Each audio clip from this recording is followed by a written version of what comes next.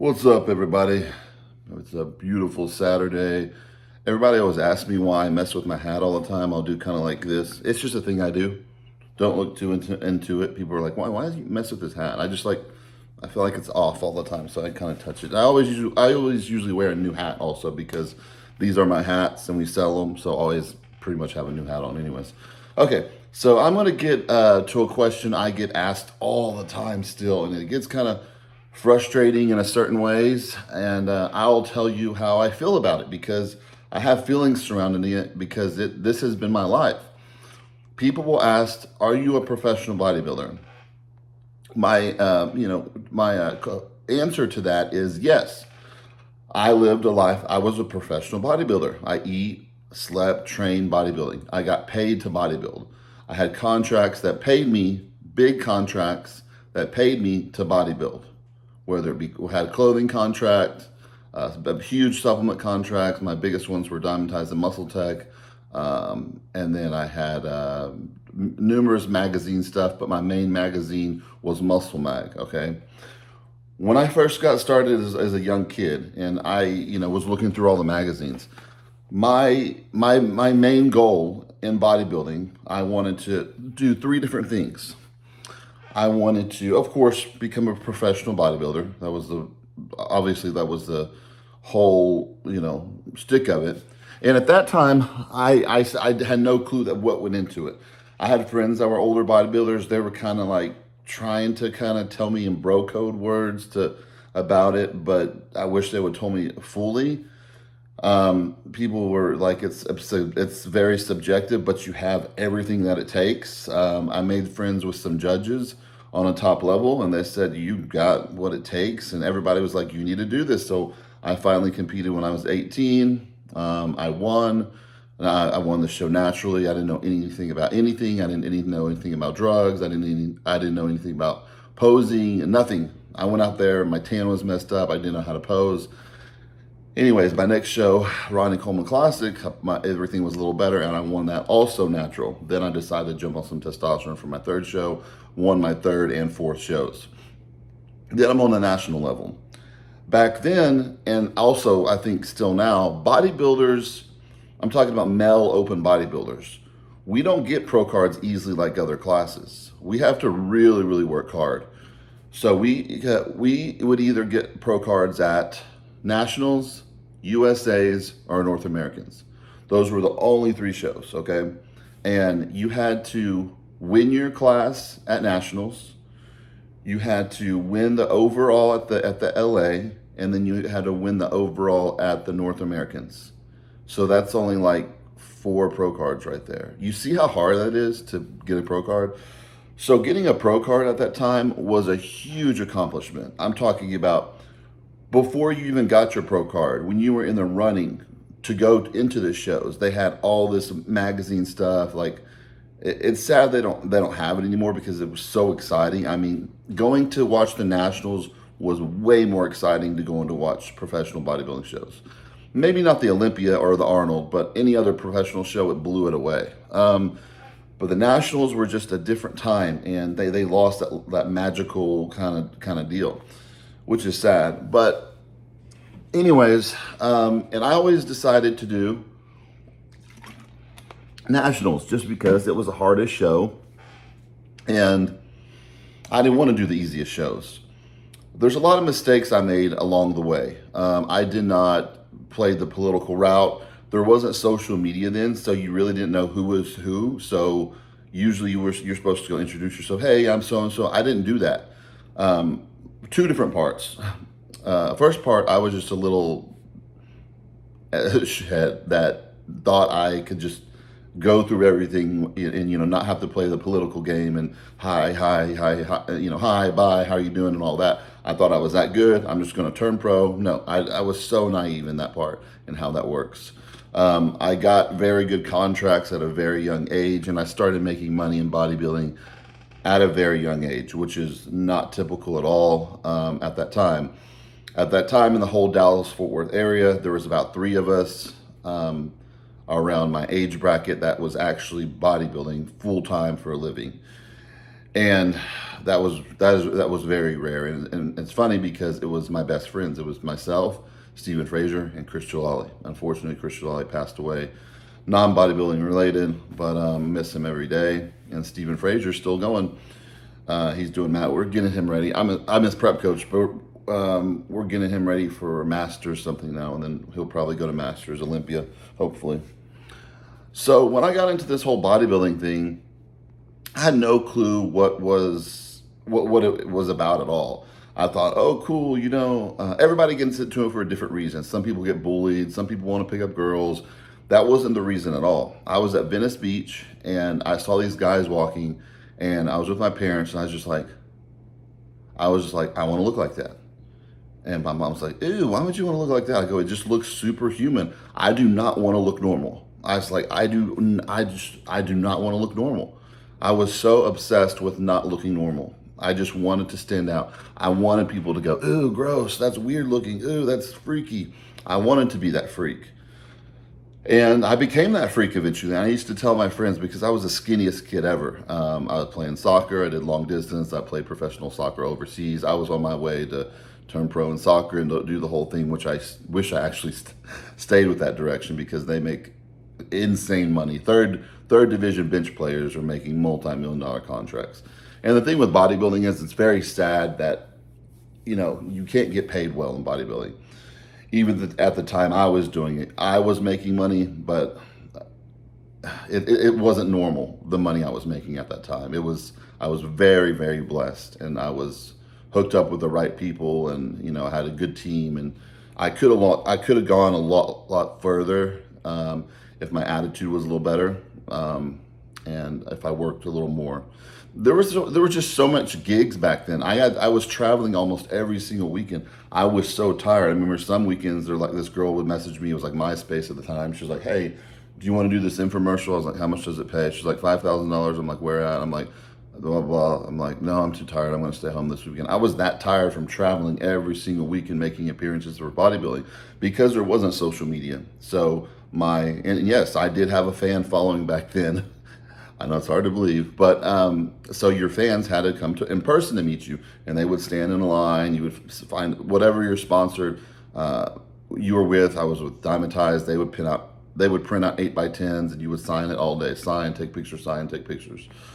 And so that was my job, and that was my living, and I loved it. And I was so blessed, because I never wanted, and there's nothing wrong with this, but I never wanted to go work like an 8 to 5, a 9 to 5.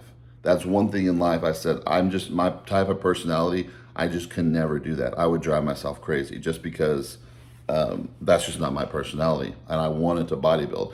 I did not understand about bodybuilding, and there's a lot for me to learn the really, really hard way and the corrupt way. I've got some of it in my short book that's coming out. It talks about like all my cycles I did over my bodybuilding career and all this and all that. And, some people will be like, "Oh, well, you're not even a professional bodybuilder."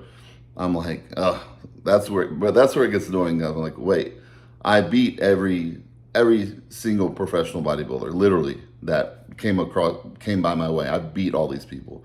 I beat the top bodybuilders in the world along the way. I made some mistakes. I didn't get in. I didn't go meet so-and-so. I didn't go shake hands. I had certain issues happen when I was getting ready for shows. I was getting ready for one show. This was my show. Well, I'll tell you about a show previous. I told this story another time. I was competing at North Americans, okay? Sean Roden was doing the show. Everybody knows who Sean Roden is, right? So we do the show, and I get a call before the show. This is about 3 weeks out from the show. And it's a guy, and he's like, "Hey, Armand, I'm a big fan of yours," and blah, blah, blah. This is pretty normal. People would call you all the time, your cell phone. The cell phones weren't that great then. But they're like, "Hey, I'm a big fan of yours. Would you want to hang out at your show?" These are all normal questions. People would want to hang out with you. Your fans would take you out to eat. They would give you a couple $100. They would give you money prepping for your shows. This was totally normal. I'm not sure if this happens today like it used to. I don't. The pros I talk to, it really doesn't happen as much. It's not really like a thing anymore. Like we had our fans back then that were some pretty badass fans that supported us, already on top of our contracts. So they would just send money every month. And so this guy I was like, yeah, sure. What do you want to do? Eat, whatever. He's like, well, actually, I think, maybe kissing and cuddling.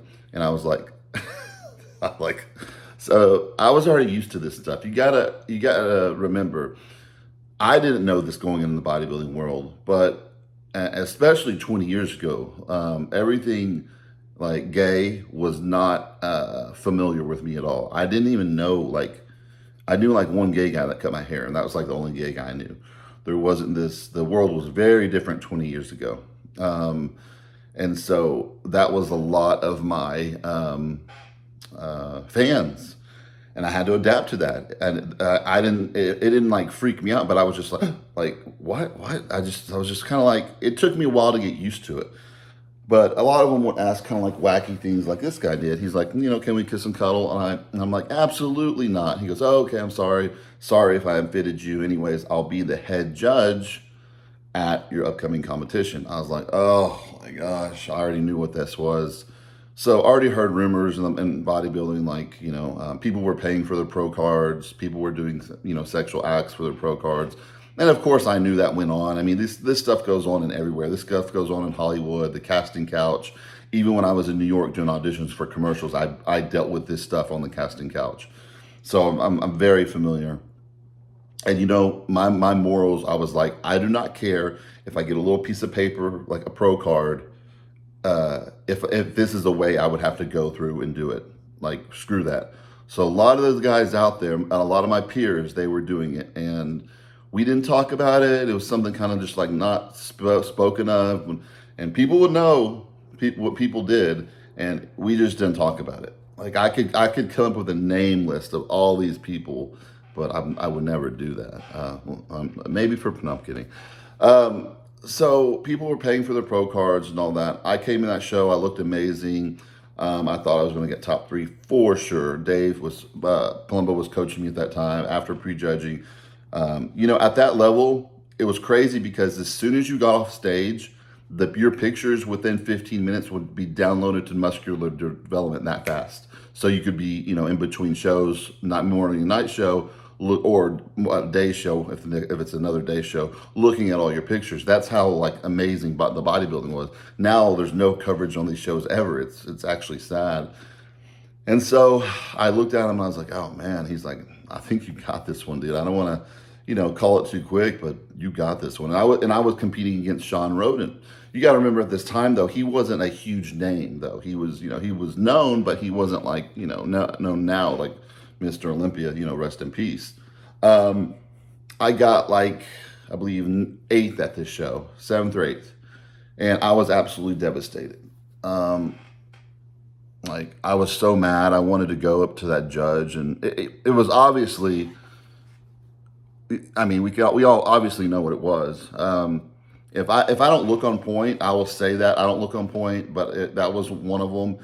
And then my other one was, I was getting ready for nationals. I hired Hani that year just because me and Dave became just such close friends. I wanted someone that wasn't my friend, so that would be extra hard on me. So I hired Hani that year. We prepped for nationals.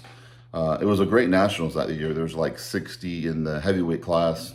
Going in, me, Phil Heath, I remember Steve Kuklo, and we were all up on the rooftop, and they were helping me run through my poses. Lee Thompson was up there also, the state chairman of Texas, and they're like, whew, there's no one that can beat this. This is an unbeatable package.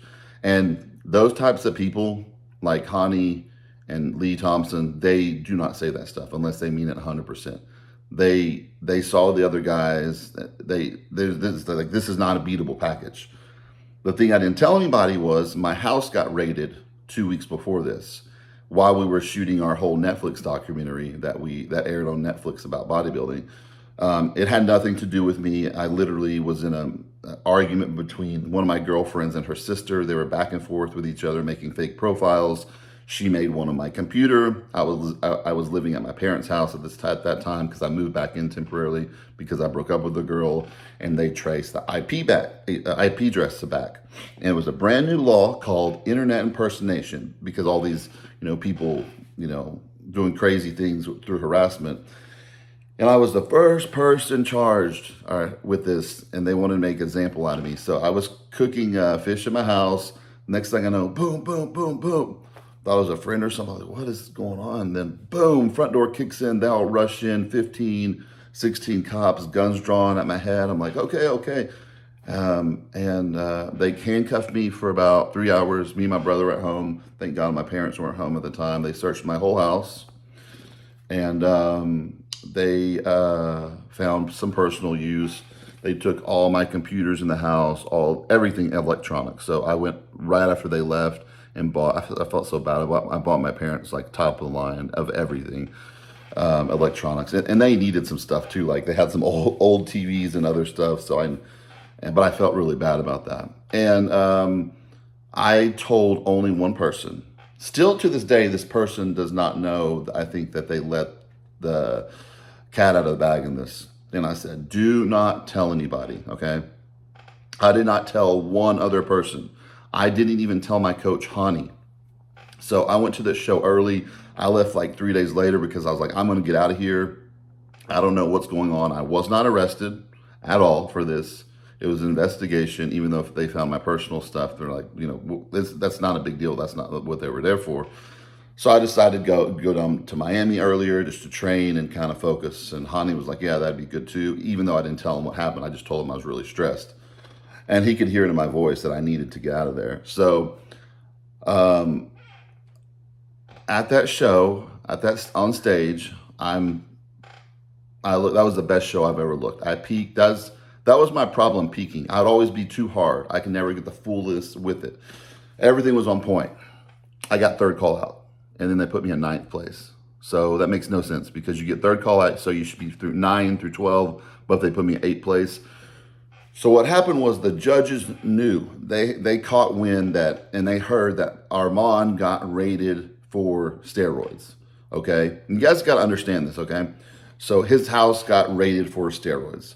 They're not going to put me at this time. Right now, it wouldn't matter because people don't even follow these national shows anymore because it doesn't matter. At that time, nationals was a huge thing that, we would always do, videos going into it, casts and all that. And so I was devastated.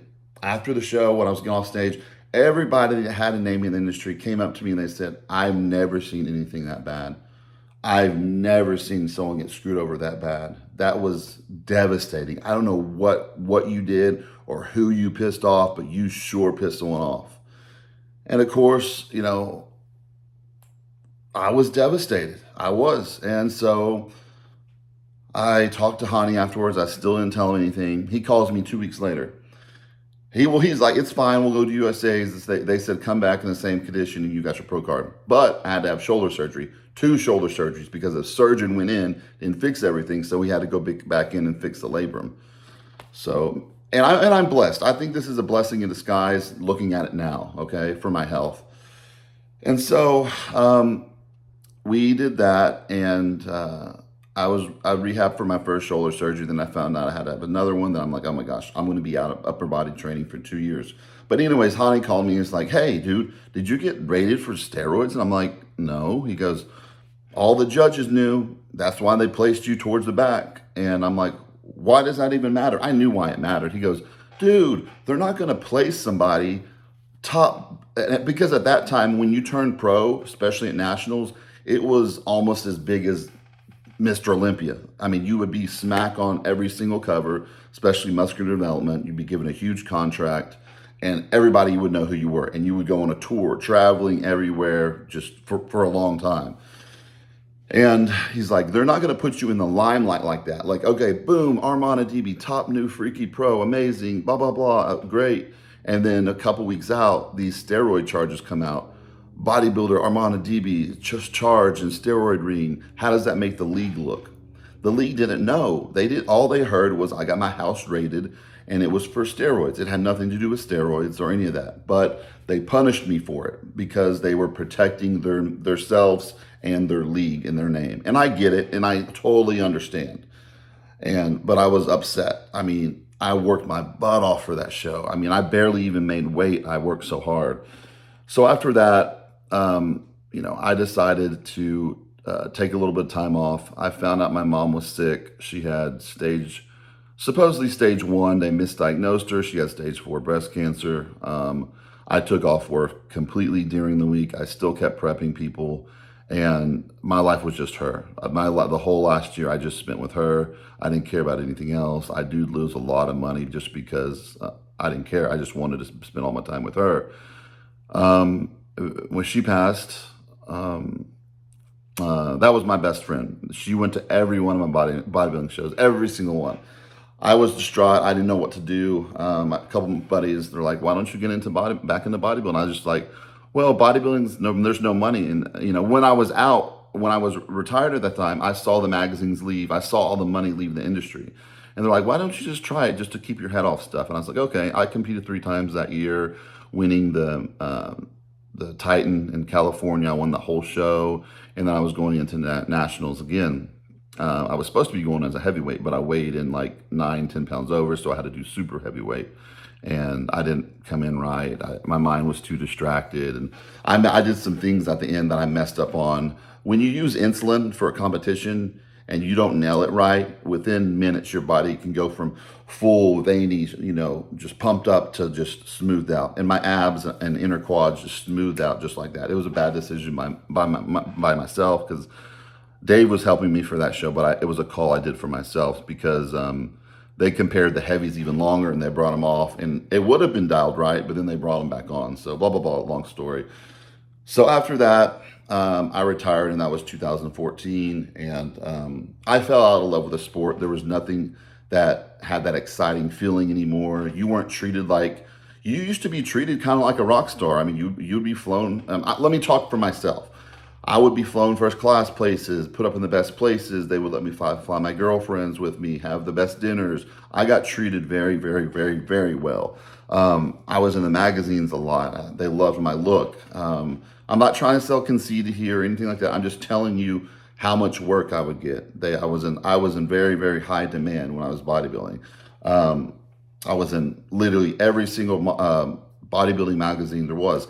I not only did bodybuilding, but I did modeling too. So when most bodybuilders were bulking up, I was just trying to shrink down and doing modeling stuff. Also did some commercials. I did some online commercials. I did some infomercials. I did a Best Buy commercial with an elf, a bodybuilder elf. I did the thing on the Discovery Channel. I did Netflix bodybuilding. I did a lot of other things too. So I just did a limit to just this. I could have done a lot more also, but that just showed me how corrupt the sport was. But I did become a judge myself. So I'm still considered an active judge, but even though I don't go judge on the weekends because I'd rather spend time with my family. So I've been doing that probably about 9 years now. I've been a judge, but I haven't judged in over 2 years. So I wanted to become a judge to see what it was all about. And let me tell you, the corruption I saw firsthand.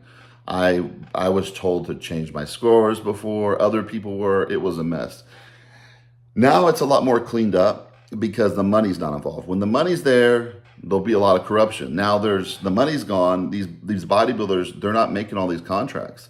I prep bodybuilders. That's why I don't prep as many top bodybuilders now, because they don't have the money to pay you.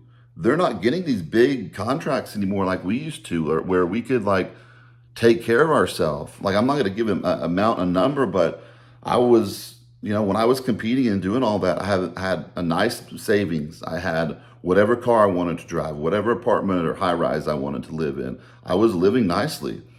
I mean, I worked my butt off to get there, but I was living nice. Now these guys today, they barely can buy their food and supplements. I talked to three different people from the Olympia this past year, potentially about coaching, pretty much 2 of them. And I decided, I'm like, these guys are not going to be able to pay. And I'm so nice. What I would probably do is they can't get a certain compound, and I'd be like, here, let me help you out. Here's some money to go get up this compound because they couldn't afford it. I'm like, nope. I'm not putting myself in this situation again. I already did this with someone else. I turned pro, and I'm not doing it again. So that's my story, guys. Some people are like, "Oh, it's an excuse." It's like, well, call it whatever you will. It happened. A lot of people ask why didn't I come back and get my pro card after that, because bodybuilding isn't the same, right? Like I'll explain it this way. Nationals, when I was competing about 10 or 15 years ago, is like the pro stage today. So if you took top 10 at nationals back then, that would be top 10 at the pro shows today. And those other pros up there, they would be pushed back to through 10 to 20. And I'm not talking about the Olympia, the Arnold. I'm just talking about the chunk of it. That's how insane. We were all in condition. We all came to, on. Now these guys' looks, they're all blown up. They're not striated. They're just, I don't like the look they have now.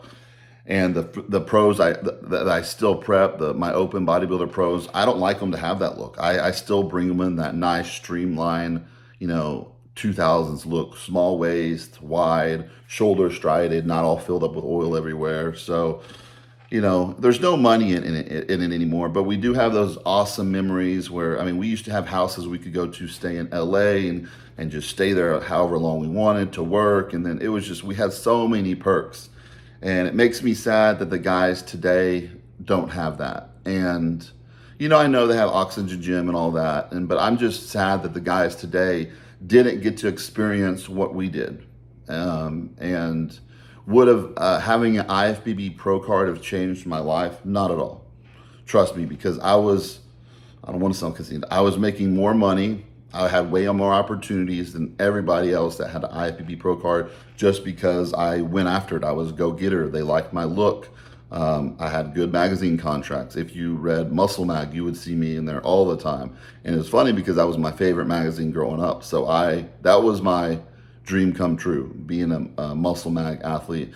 And also Muscle Tech too, even though that's what I looked up to when I was growing up, that brand, even though it's not that great a brand. When I was younger, everybody knows about Muscle Tech now. I was a Muscle Tech athlete. I did everything I wanted to do except step on that Mr. Olympia stage. That was the only thing. But now that I look back, all my friends that kept trying and kind of like living that lifestyle, they're having some health problems now. When I quit bodybuilding, I quit taking like everything, even testosterone replacement for the longest time.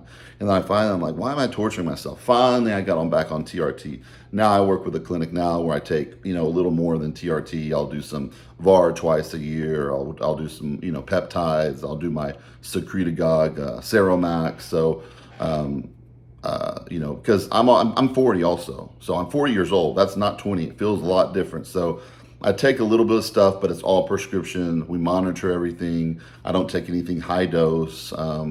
Like the VAR I'll take for like 6 weeks, and I'll come off for 6 weeks or 8 weeks, and I might take it again. And I can do it 6 on, 6 off, 6 on, but I don't, because even that weak compound still kills my appetite. So that's the story, guys. Comment below, ask whatever questions you want. I've told this story a lot, but I still get it asked a lot. So I try to explain it,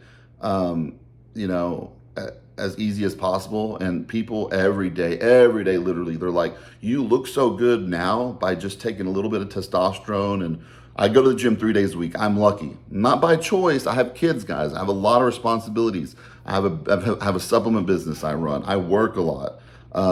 It's not by choice. I'd like to eventually start going 4 days a week, but I have obligations. I'm a father of 2. I got 2 little kiddos. But people are like, why don't you just hop back on stage and get your pro card just so you can get it and call it a day? I'm like, it's not that easy. You know what I mean? I've got a lot of aches and pains. I've had a lot of surgeries. I have a lot of injuries. I'm dealing with a really bad back injury right now that hopefully I don't have to have surgery for that. I have this, when I competed, I had this in my mindset. Like when I left, I was happy. I was like, that was a really cool time to compete. And I don't want to be like, kind of go back to it and feel scorned and, okay, I got a pro card and what do? You know what I mean? It's not like I'm going to try to compete as a pro or masters pro or anything like that, because I'm done competing. I want to, stay healthy. I have family. I want to see my kids grow old. I want to grow old, all that. So I think it was a blessing in disguise though, because I saw a lot of my friends get sick. And who knows, maybe at age 41, I might do let's see how crazy of shape I can get in at 41. And I get in shape extremely quick. I could prep for a show in literally 6 weeks.